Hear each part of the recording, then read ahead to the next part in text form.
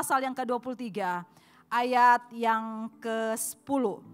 Ayatnya sudah sering kita dengar, ayatnya pendek saja, saudara sekalian, dan kita bisa menghafalnya bersama-sama, dan ayat ini akan berbicara lebih dalam hati saudara untuk menguatkan saudara melewati tahun 2025.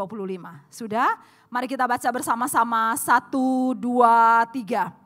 Karena ia tahu jalan hidupku, seandainya ia menguji aku akan timbul seperti emas. Sekali lagi saudara sekalian, kita baca bersama-sama dengan lebih semangat lagi. 1, 2, 3.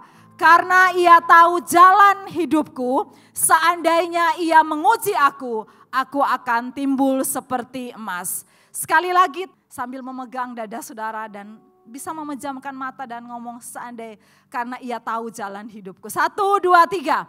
Karena ia tahu jalan hidupku, seandainya ia menguji aku akan timbul seperti emas. Yang percaya sama-sama katakan amin. Siapa yang tidak mengerti bagaimana kronologis kejadian secara beruntun yang dialami oleh Ayub, dan saya tidak akan membahas saudara sekalian, saudara, karena akan memakan waktu. Tetapi kalau saudara baca Ayub pasal yang pertama ayat 14, 15, 16, 17, ayat 14 itu bagian pertama saudara penderitaan yang dialami oleh Ayub. Ayat 15, bagian yang kedua, ayat 16, bagian yang ketiga, ayat 17 saudara sekalian, itu bagian yang keempat ketika saudara pembantunya Ayub melaporkan kepada Ayub bahwa anak-anakmu dipanggil oleh Tuhan. Anak-anakmu meninggal.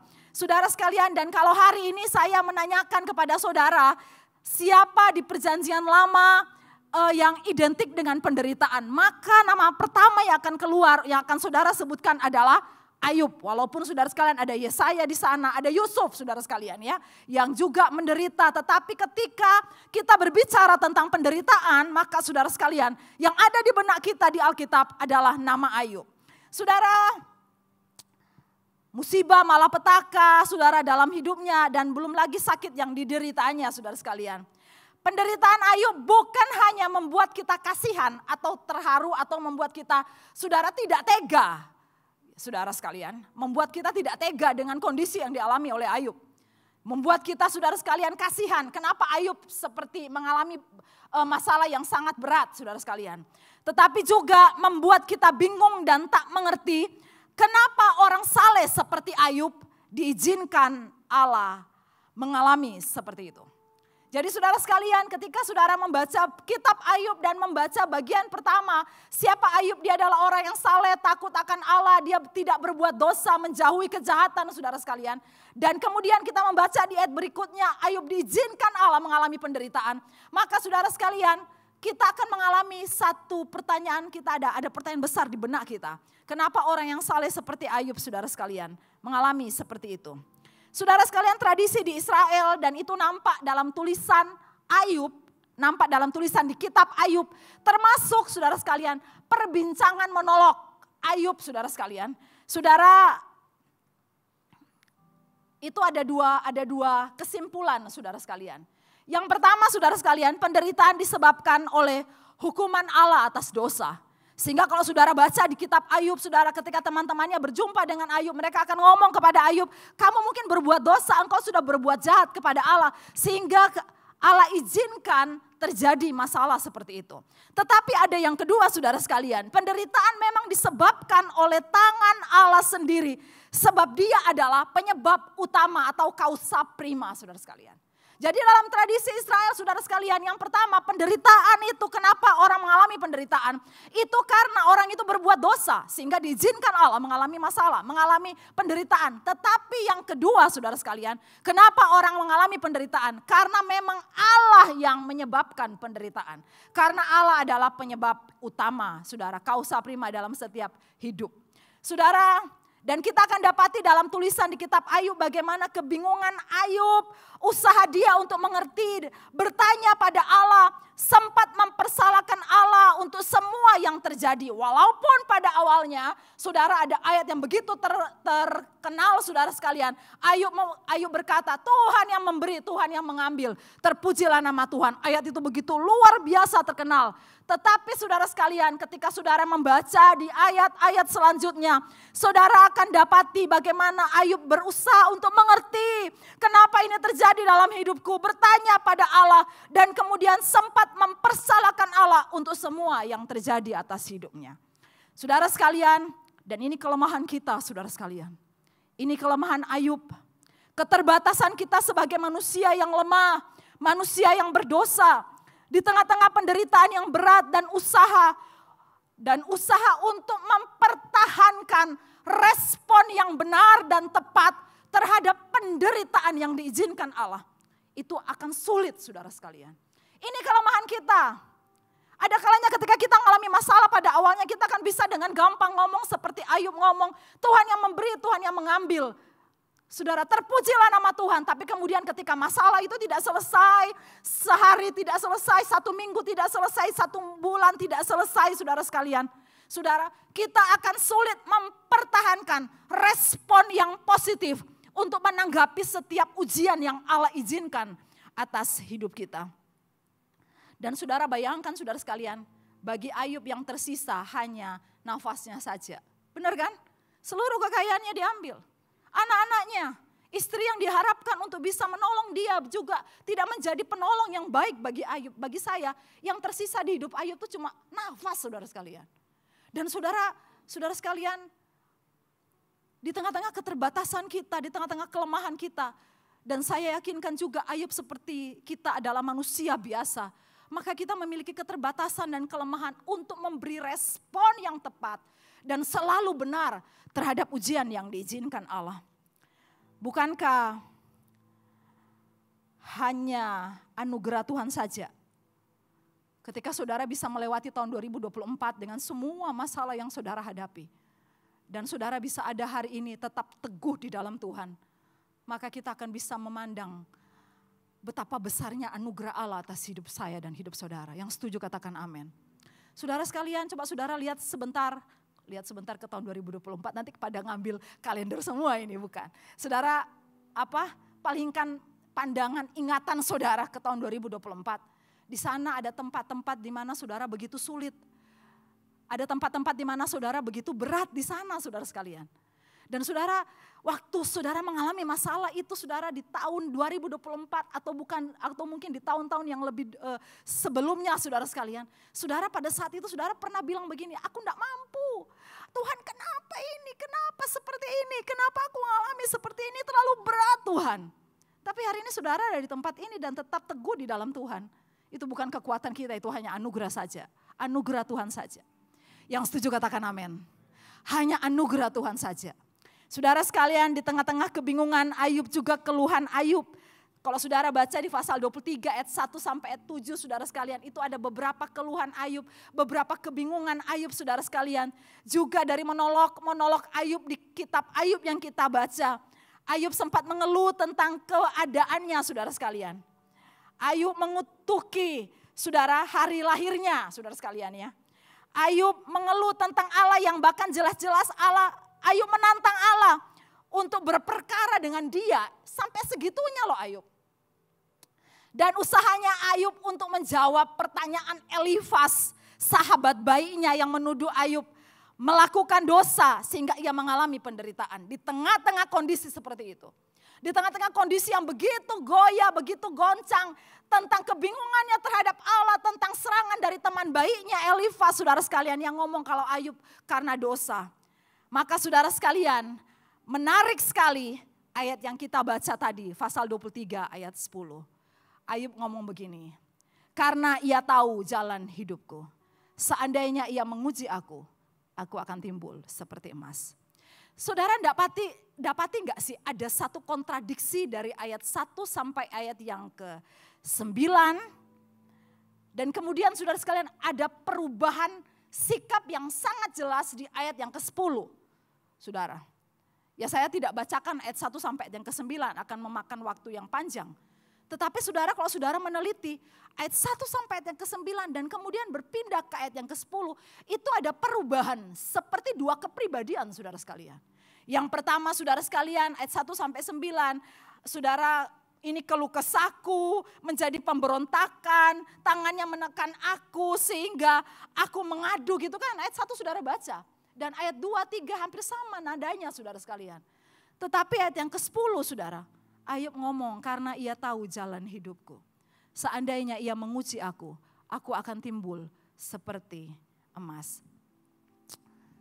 Suatu keyakinan iman. Mari katakan keyakinan iman. Katakan sekali lagi keyakinan iman. Sekali lagi saudara, keterbatasan kita sebagai manusia memberi respon terhadap penderitaan yang Allah izinkan. Memang kadang kita mengalami kelemahan. Seperti Ayub.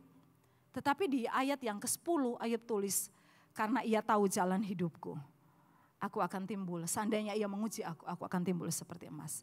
Suatu keyakinan keyakinan iman yang begitu luar biasa di tengah-tengah penderitaan. Suatu keyakinan Ayub tentang pribadi Allah. Saudara, suatu keyakinan Ayub tentang pribadi Allah yang saudara sekalian bertolak belakang dengan saudara ayat 1 sampai ayat yang ke-9. Ayat 10 saudara sekalian ada satu saudara deklarasi, ada satu proklamasi iman yang Ayub sampaikan. Seandainya ia menguji aku akan timbul seperti emas. Karena ia tahu jalan hidupku. Saudara sekalian, dua bagian penting yang Ayub deklarasikan. Yang pertama, Allah yang tahu jalan hidup. Mari sama-sama katakan, Allah yang tahu jalan hidupku. Sekali lagi katakan, Allah yang tahu jalan hidupku. Yang kedua, Ayub ngomong, Allah yang memang menguji, tetapi dengan maksud yang baik. Supaya aku timbul seperti emas. Saudara sekalian, ayat ini harusnya menjadi kekuatan bagi Ayub, juga bagi kita di tengah-tengah penderitaan. Kemampuan kita untuk memberikan respon yang tepat di tengah-tengah penderitaan yang Allah izinkan atas kita.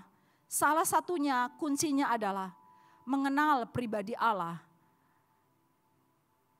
atas hidup kita. Salah satu kunci saudara dan saya bisa memberikan respon yang tepat, tetap kuat, tetap teguh saudara. Saya percaya anugerah Allah. Tetapi salah satunya adalah mengenal Allah atas pribadi kita. Mengenal Allah dan karya-karyanya, mengenal pribadi Allah saudara sekalian. Dan harusnya setiap orang Kristen yang bertumbuh dalam pengenalannya akan pribadi Allah, sehingga perlunya saudara setia ibadah, perlunya saudara membaca Alkitab setiap hari. Mari bangun hubungan pribadi dengan Allah di tahun ini saudara sekalian. Baca firman Tuhan setiap hari saudara sekalian. Saudara mengenal Allah dan pribadinya. Pengenalan kita melalui pengalaman kita dengan Allah itu seharusnya saudara sekalian akan menguatkan kita. Saudara, akan menguatkan kita bukan cuma di tempat-tempat yang baik, tetapi di tempat-tempat yang berat saudara sekalian. Pengenalan kita akan pribadi Allah yang berkuasa atas hidup kita. Itu seharusnya menopang kita, menolong kita untuk kita tetap kuat dan teguh di tengah-tengah apapun masalah yang kita hadapi. Saudara sekalian, saya ingin menyampaikan dua pokok penting dari karena ia tahu jalan hidupku. Yang pertama saudara sekalian, karena ia tahu jalan hidupku, ayat ini membuktikan Allah yang berotoritas atas hidup kita. Mari sama-sama katakan Allah yang berotoritas. 1, 2, 3. Allah yang berotoritas. Sekali lagi saudara dan kemudian pahami kata otoritas di situ. 1, 2, 3. Allah yang berotoritas. Saudara sekalian, ketika kita baca, karena ia tahu jalan hidupku. Karena ia tahu jalan hidupku. Karena Allah tahu jalan hidupku. Bukan hanya ketika saudara baca ayat ini. Bukan hanya sekedar Allah tahu jalan hidup kita. Tetapi saudara sekalian, ayat ini sedang membicarakan, sedang menjelaskan dengan sejelas-jelasnya bagi kita bahwa otoritas Allah mutlak atas hidup kita. Mari sama-sama katakan otoritas Allah mutlak atas hidup saya. 1, 2, 3. Otoritas Allah mutlak atas hidup saya. Saudara sekalian, saya tidak terlalu suka saudara sekalian ketika kejadian yang terjadi di Los Angeles saudara sekalian kemarin dan cukup membuat kita sedih juga. Walaupun kita juga enggak kenal di sana saudara. Jangan saudara jadi sedih karena ada rumahnya, hanya karena saudara, oh ada artis Indonesia yang punya rumah di sana gitu kan. Saudara mulai menyebutkan namanya beberapa artis Indonesia yang ternyata punya rumah di sana. Beberapa pengusaha, beberapa orang kaya Indonesia punya rumah di daerah itu dan kemudian mengalami kebakaran yang sama. Tapi saudara sekalian, saudara, kebakaran di Los Angeles, pandemi kemarin, saudara kita sedang diajar oleh Allah untuk melihat otoritas Allah. Kita sedang diajar oleh Allah untuk melihat otoritas Allah yang begitu luar biasa atas hidup kita. Ketika kita baca karena ia tahu jalan hidupku, saudara sekalian. Karena ia tahu jalan hidupku, ayat ini sedang menjelaskan kepada kita otoritas Allah yang mutlak atas hidup manusia. Allah yang hadir dalam seluruh sejarah manusia, mengontrol hidup kita, saudara sekalian. Otoritasnya itu begitu luar biasa atas hidup kita. Saudara, Allah yang memiliki planning, rencana bagi kita semua. Ayat 13, saudara sekalian, ayat 14. Tetapi ia tidak pernah berubah. Siapa yang dapat menghalangi dia, apa yang dikehendakinya, dilaksanakan juga. Ayat 13 dari pasal yang ke-23 tadi.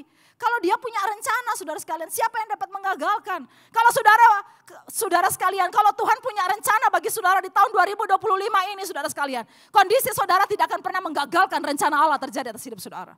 Yang percaya katakan amin. Saudara sekalian, bagian ini saudara, ayat 13-14, karena ia akan menyelesaikan apa yang ditetapkannya atasku. Ayo mengerti benar saudara tentang otoritas Allah. Allah yang punya planning saudara sekalian. Allah yang punya, saudara memiliki rencana bagi setiap kita. Dan saudara saya mau ngomong maaf, bukan mimpi kita. Bukan mimpi kita. Ada banyak saudara sekalian, saudara.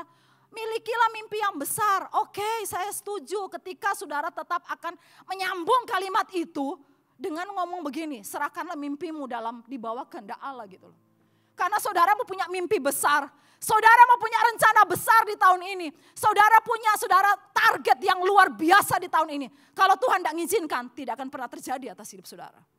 Saudara sekalian, sedemikian luar biasanya otoritas Allah atas hidup kita. Kalau dia punya rencana, tidak ada yang dapat menyelesaikan. Ayat 13 ngomong, kalau dia punya rencana, kondisi saudara yang kelihatan tidak memungkinkan, rencana itu terlaksana. Kalau Allah yang punya rencana, saudara sekalian, pasti terlaksana. Ayat 14. Saudara sekalian, bukan mimpi-mimpi kita. Harusnya kita ketika berdoa, kita ngomong begini, Tuhan, saya punya kerinduan tahun 2024. Usaha saya lebih baik Tuhan. Saya bisa punya cabang baru misalnya. Tetapi saya mau melangkah dalam rencanamu.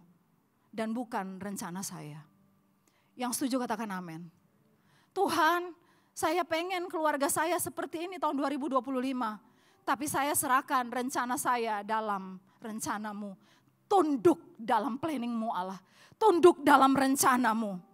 Saudara sekalian, Allah yang memiliki rencana bagi setiap kita. Sedemikian luar biasanya otoritas Allah atas hidup kita.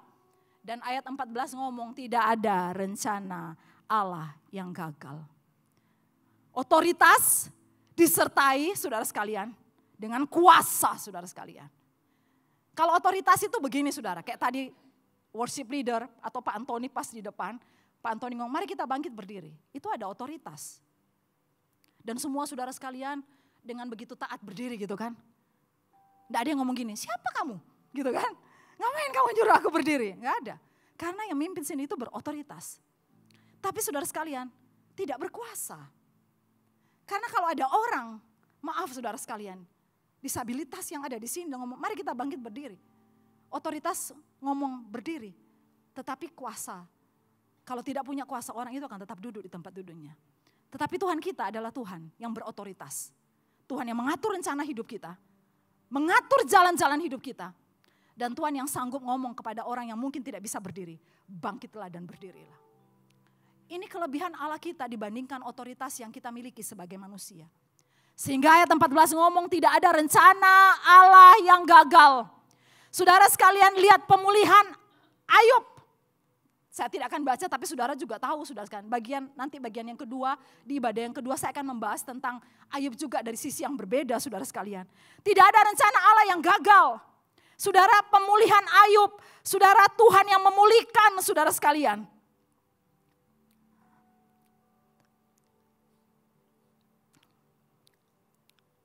Kalau saudara baca di bagian-bagian terakhir pasal yang ke-42 Ayub saudara sekalian.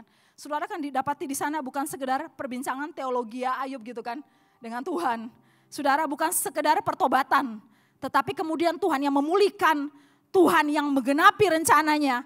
Dan kemudian saudara, ketika kita baca pasal 42 saudara sekalian, kita melihat begini saudara, ada satu saudara perbedaan yang begitu jelas tentang rencana iblis yang ingin menjatuhkan orang percaya, ingin menjatuhkan Ayub saudara sekalian. Tetapi kemudian saudara sekalian, skenario iblis yang ingin memberikan penderitaan dan membuat Ayub meninggalkan Allah. Tetapi sekali lagi ayat 14 ngomong, tidak ada rencanamu yang gagal. Dan saudara sekalian, skenario iblis, rencana iblis dipatahkan oleh Allah yang berotoritas atas hidup kita. Sekaligus Allah yang berkuasa melindungi hidup anak-anaknya. Yang setuju katakan amin. Saudara sekalian, ketika kita membaca, karena ia tahu jalan hidupku, kita sedang melihat otoritas Allah yang mutlak atas hidup kita. Bagian ini saya ingin pesankan kepada saudara, mari kita mau berserah sungguh kepada Allah. Kalau Allah sedemikian berotoritas atas hidup kita, mari kita menyerahkan seluruh rencana kita di tahun ini ke dalam tangan Allah yang perkasa. Tangan Allah yang berotoritas sekaligus berkuasa untuk menggenapi rencananya, menyelesaikan rencananya. Tidak akan ada yang bisa menggagalkan rencana Allah atas hidup saya dan saudara. Termasuk rencana saudara dan saya yang dikehendaki oleh Allah di tahun 2025. Saudara, pesan yang kedua dari bagian ini, mari serius untuk terus dekat dengan Tuhan, berserah kepada Allah. Saudara sekalian, kalau sedemikian Allah berotoritas atas hidup kita, bukankah kita harusnya setiap hari berserah kepada Allah? Amin, saudara sekalian, berserah dekat dengan Allah.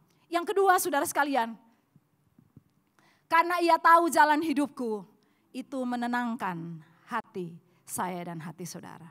Mari ngomong, menenangkan hati saya dan saudara. Karena ia tahu jalan hidupku, itu menenangkan loh. Mari ngomong sekali lagi, menenangkan hati saya. Saudara bisa nangkap seperti saya nangkap enggak sih? Karena ia tahu jalan hidupku itu menenangkan loh. Menenangkan hati saya dan hati saudara. Yang tahu jalan hidup kita itu Allah. Ayat 13 itu jelaskan ia yang tidak berubah. Allah yang berkuasa saudara sekalian. Allah yang sanggup menyelesaikan. Pasal 42 ayat yang kedua, tidak ada rencana Allah yang gagal. Allah seperti itu loh. Yang tahu jalan hidup saya dan jalan hidup saudara. Bukankah ini harusnya menenangkan kita sih saudara melewati tahun 2025. Saudara sekalian, ada banyak pendeta ngomong tahun ini akan baik. Saya tidak mau menjanjikan saudara sekalian. Saya tidak mau ngomong mengubar-ubar. Tetapi tahun ini ketika saudara lewati tahun 2025, yang tahu jalan hidup saudara, yang beserta dengan saudara, itu adalah Allah. Allah yang tidak berubah, ayat 13. Allah yang berkuasa, Allah yang rencananya tidak mungkin digagalkan oleh apapun saudara sekalian. Allah yang sanggup menyelesaikan semuanya dalam hidup kita, apapun kondisi kita saudara sekalian. Allah yang rencananya tidak akan pernah gagal. Kalau Allah seperti itu yang tahu jalan hidup saya dan jalan hidup saudara. Harusnya hari ini kita masuki, ini masih awal bulan saudara sekalian. Masih tanggal berapa ini hari? 19. Harusnya menenangkan kita enggak sih saudara? Saudara.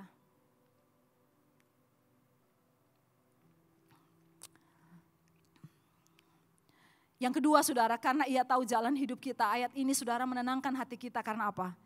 Seluruh rencana Allah, termasuk saudara, saya harus jujur. Termasuk ketika Allah mengizinkan penderitaan dialami oleh saya dan saudara. Itu untuk tujuan yang mulia. Seperti emas, kita akan timbul seperti emas. Seluruh rencana Allah termasuk semua penderitaan kita yang diizinkan Allah, mungkin di tahun ini saudara sekalian. Pastikan bahwa itu, saudara sekalian, tujuan Allah pasti mulia atas hidup saya dan saudara. Untuk membuat saya dan saudara seperti emas. Ayat ini kan menenangkan gitu loh. Oke lah Tuhan, kalau memang Tuhan izinkan ada masalah, ada tantangan yang saya alami di tahun ini. Saya tahu Tuhan bahwa ini untuk kebaikan saya. Ini untuk kebaikan saya. Saudara sekalian, saudara pernah lihat sih enggak sih orang lomba, apa itu namanya, lomba lari saudara ya, atau lomba lari. Kalau lomba karung lari balap karung saudara ya. Saudara susah kan saudara ya. Yang pernah ikut balap karung ngomong gitu. Karena saya pernah saudara sekalian ikut lomba balap karung. Susah loh saudara sekalian, malu-maluin. Tapi di sana saudara ada hadiah. Ada hadiah saudara sekalian. Ada sesuatu yang kita memang lihat, aduh itu mesti dapat nih. Ini bagus nih, dapat panci nih. Panci di rumahku udah jelek gitu kan. Kemarin saya berkhotbah di satu gereja, saudara, ada Natal Youth gabungan dari beberapa gereja. Dan kemudian saudara sekalian ada lomba macam-macam di youth ibadah Christmasnya anak-anak muda gitu. Saudara sekalian, waduh udah malu-maluin saudara lombanya. Dan saya itu emosi karena hadiahnya cuma kopi 2 huruf JJ itu loh saudara. Hadiahnya cuma kopi JJ itu saudara sekalian, nggak usah sebut namanya ya saudara sekalian ya. Saya dalam hati, kalau saya yang jadi peserta, ikut lomba tadi yang udah jungkir balik dan hadiahnya cuma 1 cangkir kopi JJ itu saudara.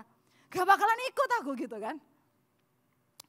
Tahun ini saudara sekalian, kalaupun Allah izinkan kita lewati penderitaan, saudara lemparkan pandangan saudara jauh ke depan bahwa penderitaan yang Allah izinkan, dalam takut kita akan Allah, dalam hidup kudus kita akan Allah, dalam kesetiaan kita kepada Allah.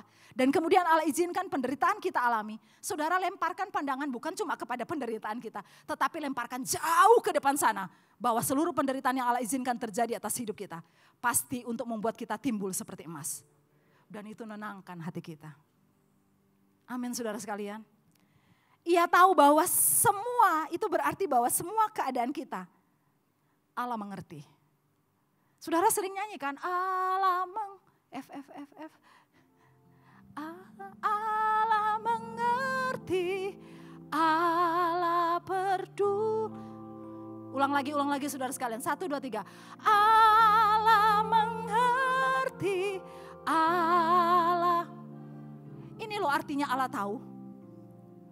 Tapi saudara kadang nyanyi, habis nyanyi itu pulang lagi masih, aduh bebanku berat banget, aduh aku sendirian di dunia ini.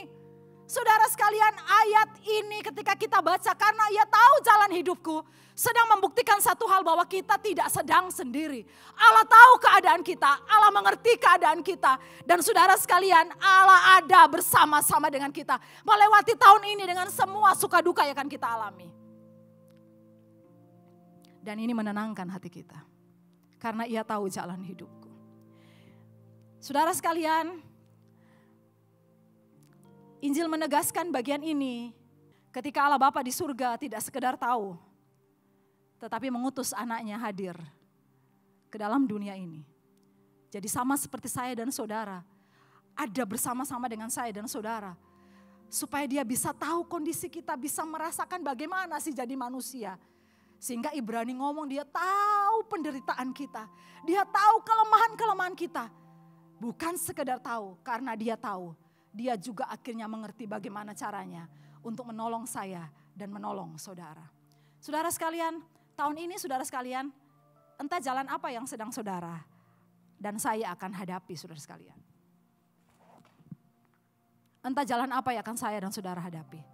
Tetapi mari ngomong sama-sama, karena ia tahu jalan hidupku di 2025. Aku akan timbul seperti emas. Amin firman Tuhan.